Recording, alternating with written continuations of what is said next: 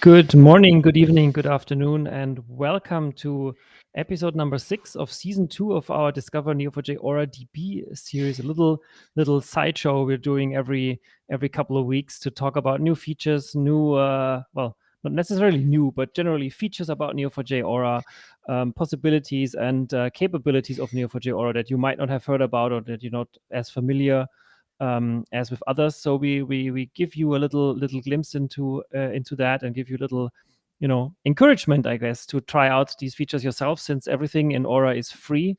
Well, not everything, but in Aura free, you can at least try most of these features. Can you try it yourself without even paying money for it? So I think that's the goal Or in a of pro trial as well. exactly, Right, or try the so, pro trial, yeah. which is now 2 weeks.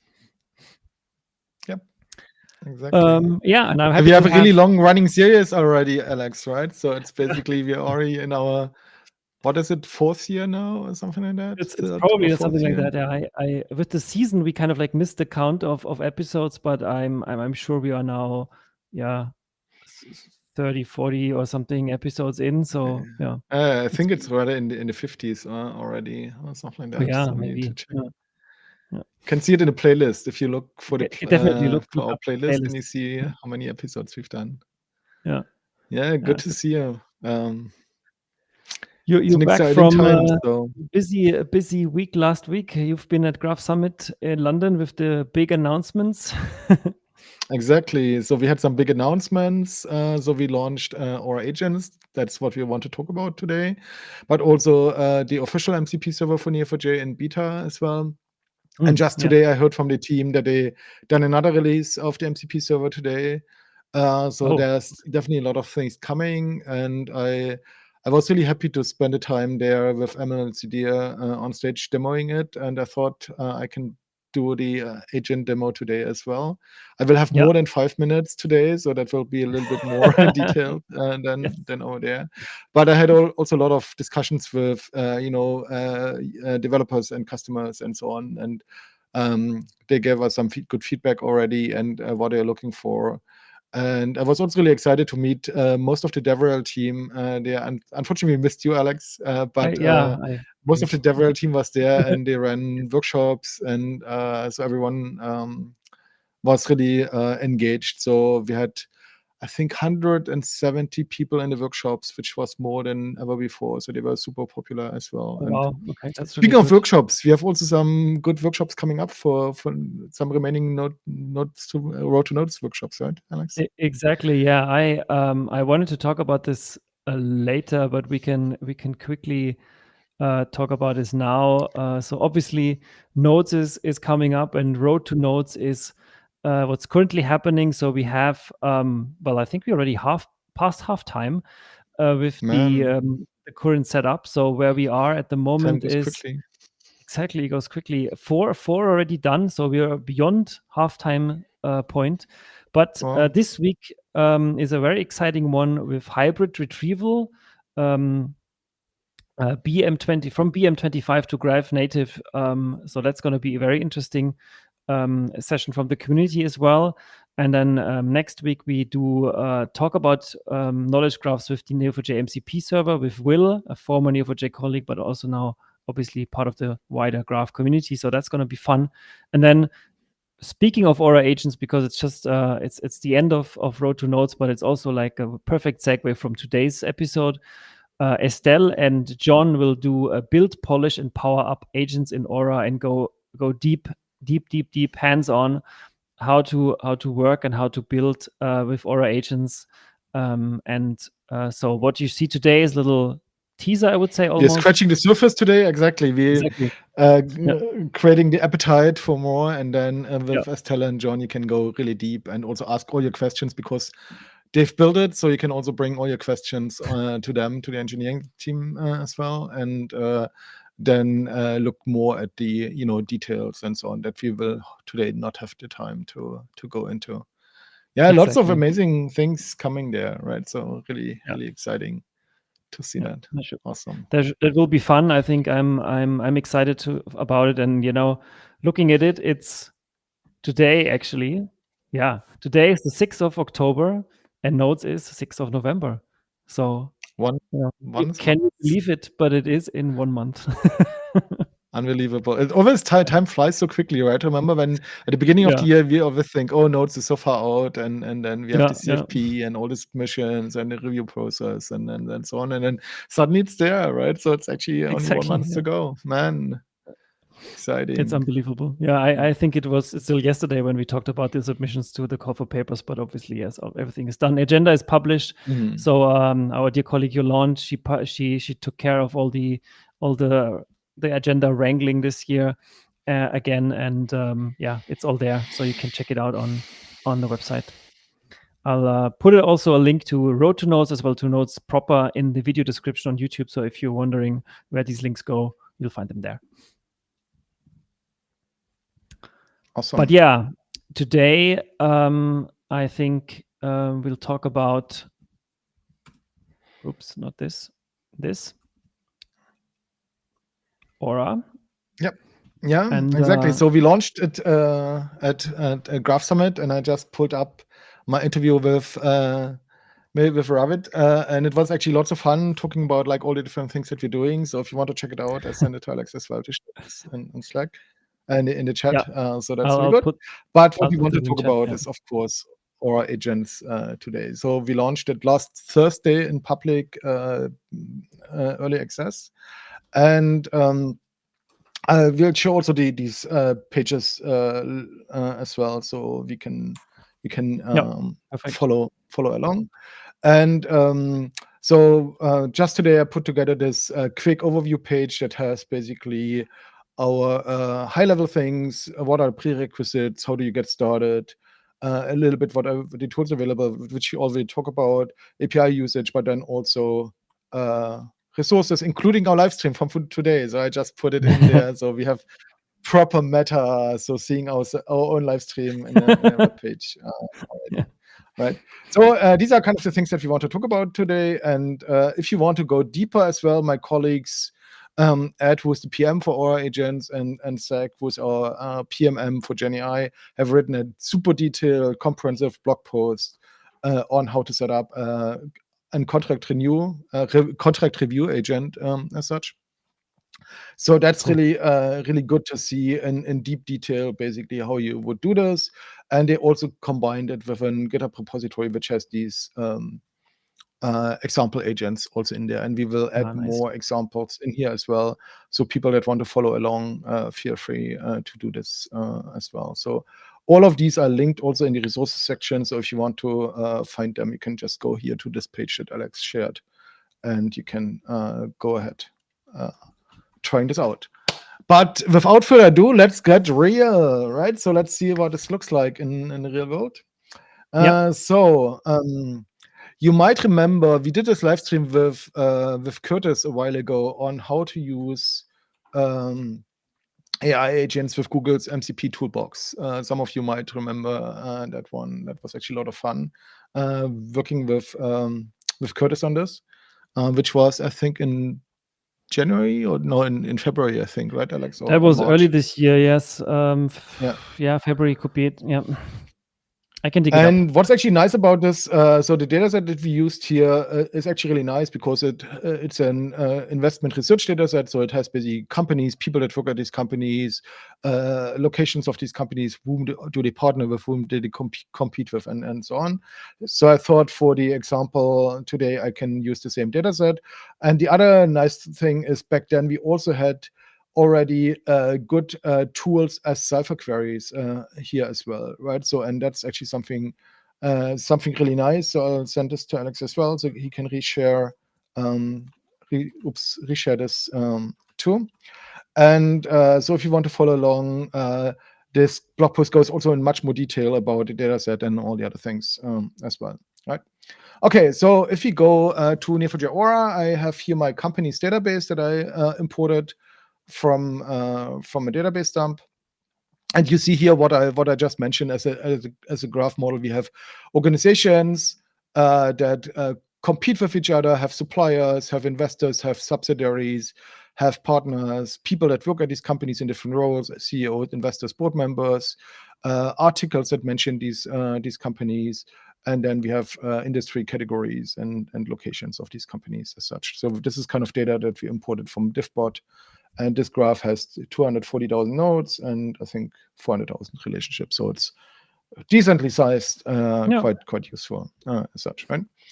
Okay, and with this, we can actually build our agents. But if you want to just explore this, basically you can go from create to explore, and then basically here look at the actual data. Let's get this started. And actually, something that changed that I learned last week is also that Explore has now this button at the beginning where you can get some data quickly, which is not as connected as I wanted it to be. Actually, that's actually interesting. So. Can this is just random, right? Any so relationship. Could have picked something. Yeah, so this is probably more, right? So, or that's in any node, that's not in any relationship. Yes, in any relationship. Do we have in any relationship? No, there's no any relationship. Anyway, let's go to the thing that we actually want to look at, which is our agent. So you see here, it's under preview, but it should be available to everyone. You should not be in a virtual dedicated cloud org because this is not available yet, but for AuraDB Free, Pro, and Business Critical, you can use agents as such. So, and I'll show you how the creation flow looks like, and then we can look into what my existing agent looks like. So in principle, you would basically click on Create Agent, and then you would basically give the agent name. Let's say this is an investment research agent. Yeah, the description. Oops, I've clicked on the wrong investment research agent. Click on the checkbox. Then as description, an helpful agent that has access to company data and can help with research. I'm typing too much. I already see this. And then as instructions, you would actually put in what you want this agent to do. Basically, this is all like just the visual thing that you see, basically what this agent is about, but the instructions are the important thing, where you say basically your task is to help the user with investment research, and then putting out all the details. I'll show it to you in the other agent as well. The most important thing is actually to pick your database. So here in my case, I picked the company's database here so that it knows kind of which database it should run the queries against. And then you can basically start adding tools. For instance, I can basically say a super simple one would be something like, I don't know, just list companies, list a set of 10 companies. Just super simple, right? And then you basically just say organization, return C dot, I think it is its name. We can actually return C dot star and no embedding, basically, as org. Right, and then limit 10. So just to show you what this looks like, you can also add parameters and so on. And then I can basically test this agent and give me 5 organizations in my database. So, and then ideally, if everything works and I didn't mistype anything, let's see, it actually thought for 3 seconds, and then you can look at what it actually do. It used this tool, this company, so it has some reasoning. What is it doing? There's a tool that I can use. Uses the tool. There's no input because I didn't define any parameters, and then that's the outputs basically for these companies. And then he got a list of 10, which is far more than the 5 that were asked for. So I only provide the 5 of those as such, right? Super simple initial how you would get started, right? And now for the real deal, let's look at the agent that I created before, because it has a little bit more of like tools and instructions and things like that. I just didn't want you to watch me type. Yeah, it's a bit overwhelming. Yeah, but this looks nice. Exactly. But basically, this looks like this, right? So you see the instructions are a little bit more comprehensive here, where it basically has the information of what should it do, how should it work, what kind of data is in the graph as well, explaining a little bit about this. There's also a trick that I put in here that says always return the IDs when returning company information, not just a name, because then the tool calls that come later pick up these IDs and use them directly, so they don't need to go do another call to get the ID for this company name again. So you save one round trip basically as well. And because currently the agent does not store the tool calls as part of the chat context, but only the whatever is generated for the user as such, right? And then basically choose tabular outputs and or bullet lists as appropriate. I have the same database here as I had before. I'll show you what this external thing means in a second, but then I can start adding tools here as well. Right? And you see a lot of tools, right? So I'll talk through some of them in a little bit more detail. So the first one is super simple. It's basically the same as we just saw. Basically list a number of industries, returning a bunch of them directly, right? So that's basically the same as we had today already. And then you can imagine if I ask a question like this, give me 5 industries and 3 companies in each of these industries, right? So basically, this would mean call this tool that lists you the industries, pick 5, and then for each of these industries, basically call the second tool, which is called companies in industry, which basically gets an industry name as an input, and then returns here the you define the input. Can you show how you define the input? Exactly, good point. And the input is basically just can have any number of parameters. So this is basically industry name, data type string, and then there's a description basically as well. Okay. Right. So and if everything worked, so it didn't work. So let's try this again.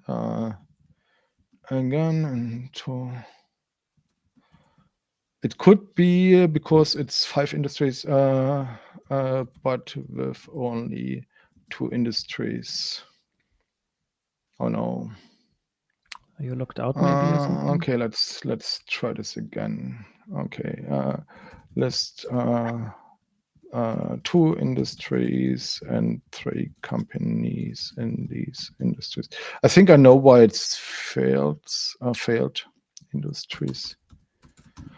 Because it only has 5 iteration steps, and if it's 5 industries and then it should for each company do another tool call, then it basically is 6 tool calls, and it's kind of one too many, and then it should actually work. Okay, so and now we have a proper demo that doesn't do what it's meant to do. Okay, let's try this step by step. Oops. Demo gods. Yeah. Always. The demo gods don't like me. That's not so nice. Did it? But it worked on stage last week. Yeah, better. I had one thing that didn't work, but let's see if this works now. So let's go here to edit mode, and then we can play around with some of this stuff. I think I also might overwhelm the thing with 100 industries, so let's limit this to 10 or something like that. Perhaps this works better. Okay, let's try this again. Okay. No, it doesn't like me today.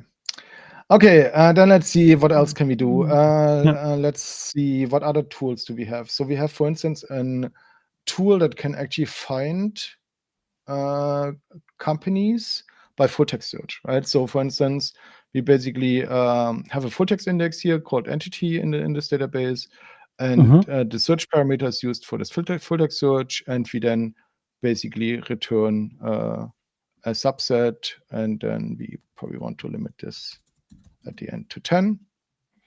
So we do a larger search, and then we filter out some stuff that we don't want, and then we return only 10. What data do you have on Microsoft? Oh man, my demo gods is not so good today. Let me just look again here. Limit 10. Save. What data do you have on Microsoft? If it does not work, then we need to basically pretend that it works and see what happens. But let's see. I mean, it worked in the first one, in the small agent that we had, right? So, and then let's see what happens here. While it's doing this, I can show some of the other tools. I mean, that's why it also says preview here or beta, right? Yeah, so because we definitely. Want to I mean, that's a good point. We so, and you also see that it's it's real. It's not. It's not fake. Exactly. So the other thing that still running. The other thing that you can do here is actually some other interesting things. So there's a tool called Text to Cipher, basically, which would use the text to cipher model. So it basically takes an input instruction, uses the schema of the database, and then creates a cipher statement to execute against this database. And here the instructions so the tool doesn't have anything else than instructions. So basically, where it says use this tool for structural queries and questions that are not covered by other tools, like for instance competitions, investments, subsidiaries, and so on. And basically, you're a cipher expert.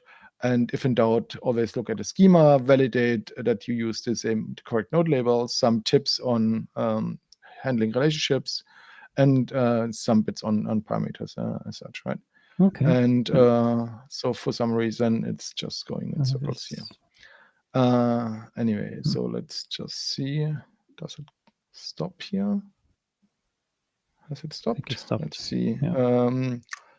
So what we can do is basically how many companies do we have in our database? So this is more like a structural question that should use the text to cipher tool to aggregate and generate the cipher query, run the cipher query, and then execute it as such. But it seems there's some backend thing that's broken with our agent today. Yeah. Anyway, so then I'll just talk through the tools, and you can watch my on stage recording from Graph Summit as such. Sorry for that. And still give it a try and explore yourself. Hopefully, maybe tomorrow or later this week. It's exactly. It's going to work. So again. Let me just take a screenshot here for my colleagues to share. Yeah. Some of the other things that you can do is use something like vector search. So in this database, there's also an chunks vector index that we created with OpenAI embeddings. And so you can also use a tool for vector search that says basically search articles by text. And this would basically find chunks. So you could have also a vector index for companies or for people, but here we have the articles index. And then basically you provide the embedding provider. So you have OpenAI or Vertex AI, and then the embedding model. So there are different embedding models. And then you basically say which index, how many results do you want to have. And then you can use that. So let's see if this works. Find articles, 2 articles about mergers. Right, so mergers is kind of the text that we want to look for, but you see it already. So there's something in the current execution. Something that's not quite right. Yeah. Yeah. Let's try this again. Find article. Or let me switch to another agent. Actually, maybe perhaps that looks better. Yeah. Maybe it's also the database. Could that be? Perhaps it's also something with the. Oh, right. That could be actually. Let's see. Instead, let's use my standard example here of like the Northwind sales database, right? We have also lots of tools again, right? So like geographic sales, list products, and so on. And now I can basically say list dairy products, and it should basically use the categories as such, and then basically use the dairy category to return products in this dairy category, right? So it gets me basically categories with aggregated information. And let's see if this works or if there's something altogether broken with this. These It agents seems that you that I'm just not. shown here, or just you show here on screen, you created all of these, or do we provide a Exactly, I couple of created all of demo these. agents? No, You I did. created all of Okay. these. Yeah. Yeah, Okay. I created all of these.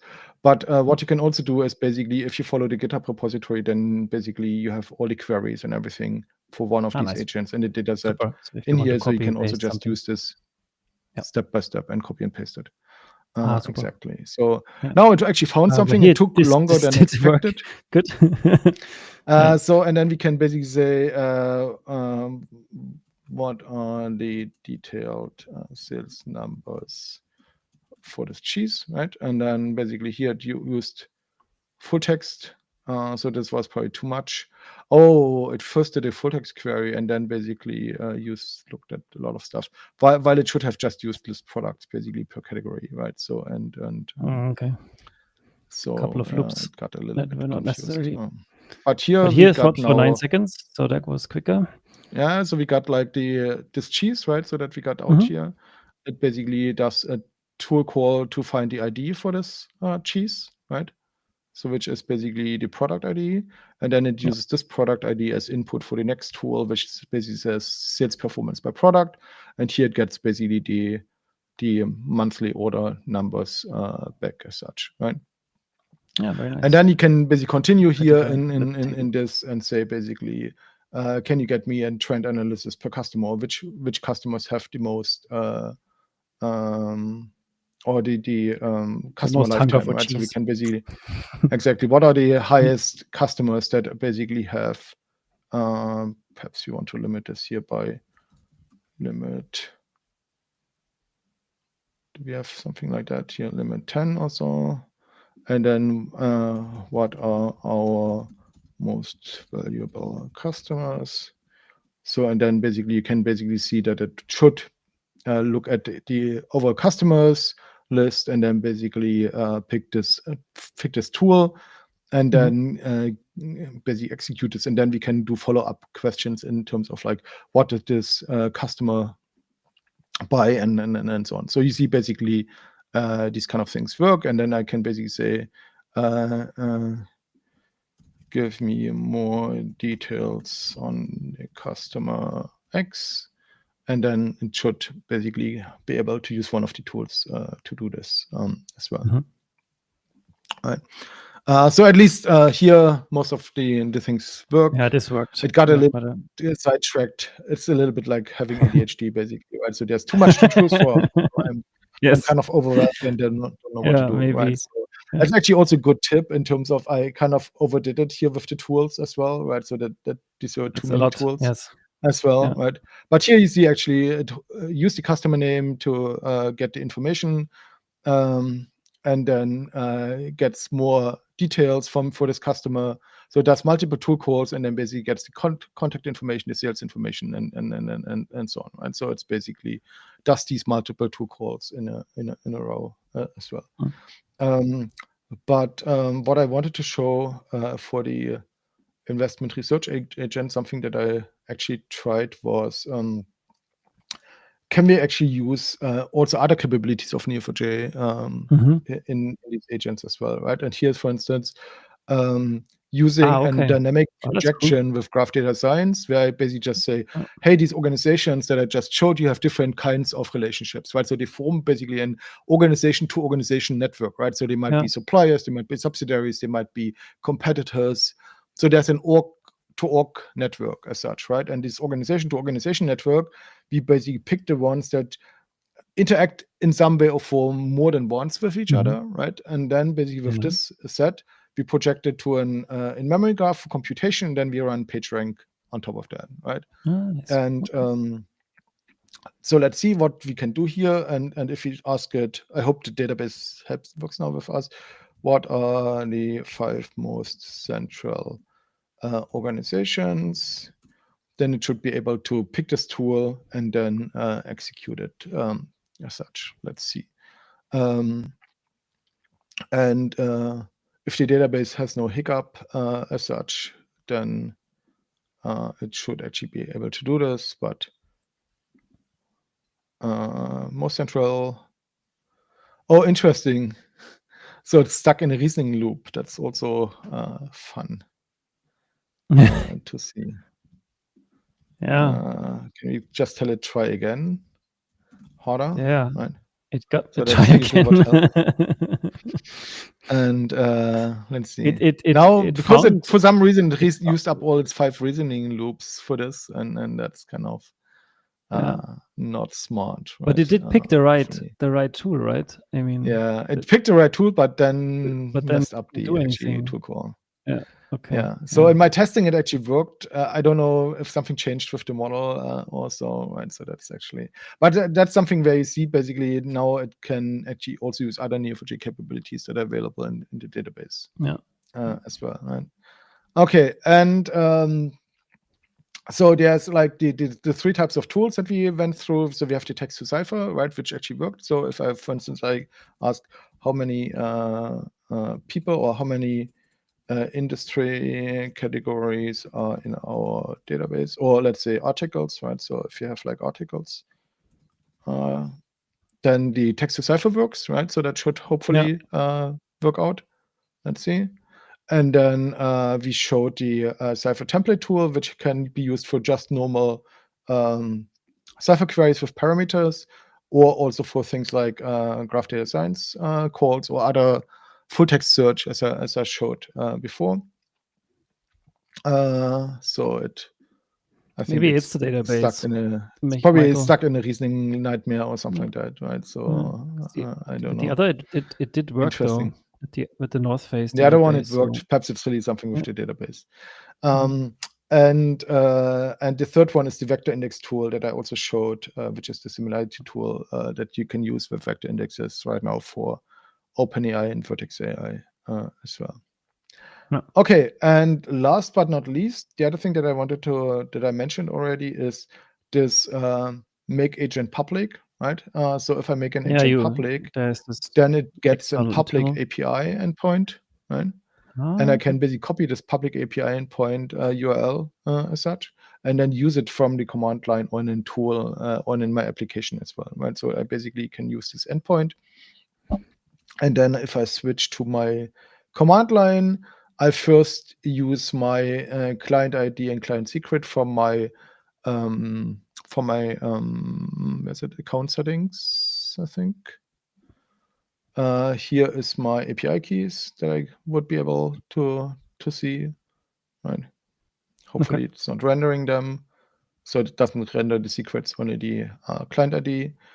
So you would have client ID and client secret, and then you use them to get an bearer token, so an access token, right? So let me do this.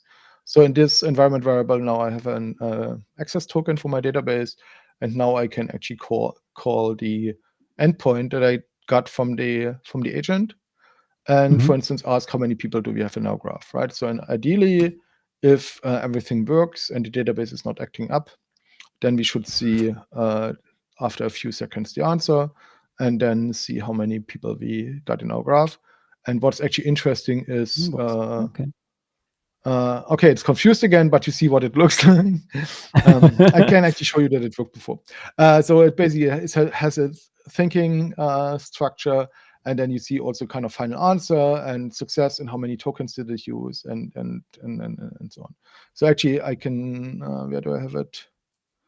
I can show you. No, I just had it before. I don't know where it went. I think it was drawn by my ping here. That I just ran in the background. Anyway, it actually provides the real answer, right? So when the database works such, right? Exactly. Actually, we can try to do it with the other database, the sales database. If I export the endpoint URL for this endpoint, and then basically instead of asking for people, I can ask how many products do we have. Then hopefully, and if the database works, we should actually see this, right? And it says basically we have 77 products in our graph, and it used the Cipher template tool and got the data from here, right? So that's basically Nice. how you can use it then in the application. The team is currently working on adding MCP support here as well, so that you can also use it with MCP, and later we will also add agent-to-agent protocol as well. And the other thing that we want to work on is actually so that you don't have to manually create the agent, but if you remember our dashboards episode where you could create the dashboards with AI, so that's something that I really would love to have, is at least to get a draft of an agent, right? It will not be perfect, and it will have still things to fix and so on, but it gets you perhaps 70% where you want it to be, and then you can fix up the things, so it saves you a lot of time for getting started as such. So these are the things that we're working on. If you have feedback, we have also an agents feedback here. Currently, because we only launched it last Thursday, it's still empty. But if you have feedback, you can feel free to create feedback and also if you have wishes, right? If this is also the place for all kinds of feature feedback, suggestions or requests or exactly. Exactly. So that's basically what I wanted to show. Sorry that the demo gods didn't like me today, but at least you saw that this was live as such, right? And I mean, at least in principle, the things worked.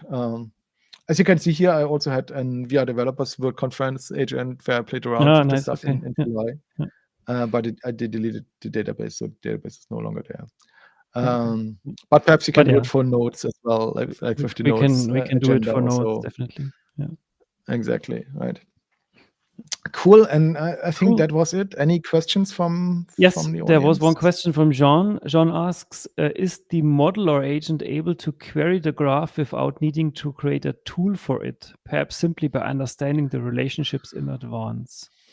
Yeah, that's something that we actually discussed. Is one idea that we had is when you create an agent, it could add a default text-to-cipher tool basically automatically, and then it could, even out of the box without you having to add a tool, be usable, because it gets the schema from the database, right? So it has the schema information that I showed you before here in query, right?